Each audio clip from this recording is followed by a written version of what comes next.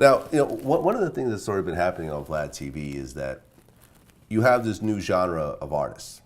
Some people call it mumble rap.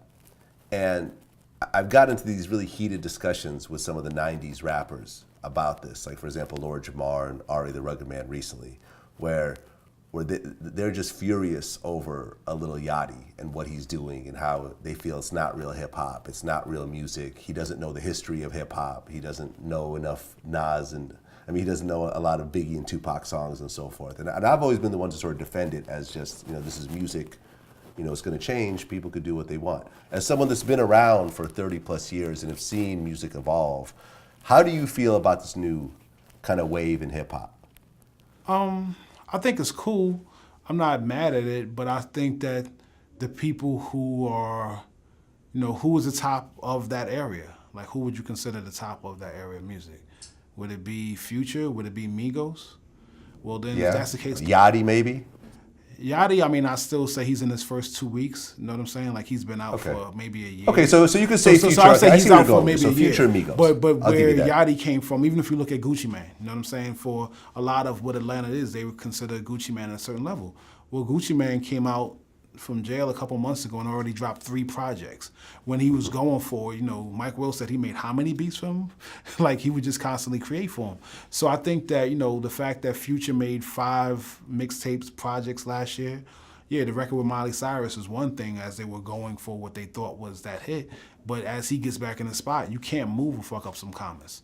You can't move the 45 minutes he has in the club. You can't move when March Madness comes on because he keeps doing it. And the same thing with Drake. If I look at the amount of, emo rap and the vibe, to me, a lot of it sounds like, people got caught in Drake and 40's energy.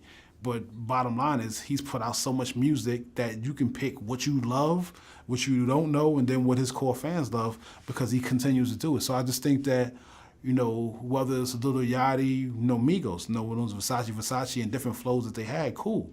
But, I like She Bad and Bougie or, Fight Night or whatever else it was. But they come up with enough material that you can tell that they're not faking it. You know what I'm saying?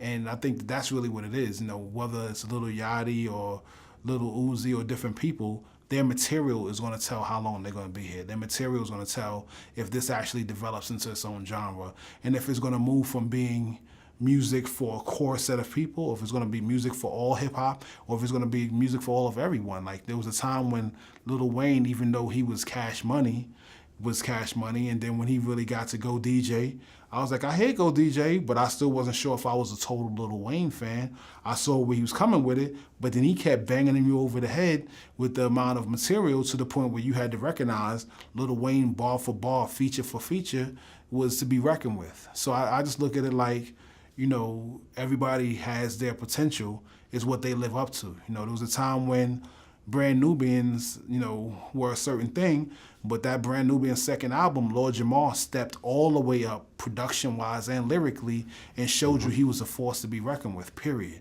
There was a time when Tribe Called Quest was Tribe Called Quest, but from the low-end theory forward, Phife was to be reckoned with. You know what I'm saying? So I just look at it like, you know what? I'm not going to even tell somebody that they're doing something wrong on their first go-around. I'm going to say keep going and show us what you're really made of.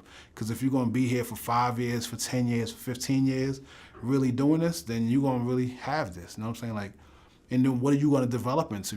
I can't say that I was believing when, I always say Future went from Tony Montana to duets with Rihanna. Who could call it? Did you know that Turn Out the Lights would go all the way to where it is now? You didn't know that, but the reality is that the only thing that could stop it is the fact that the music kept coming.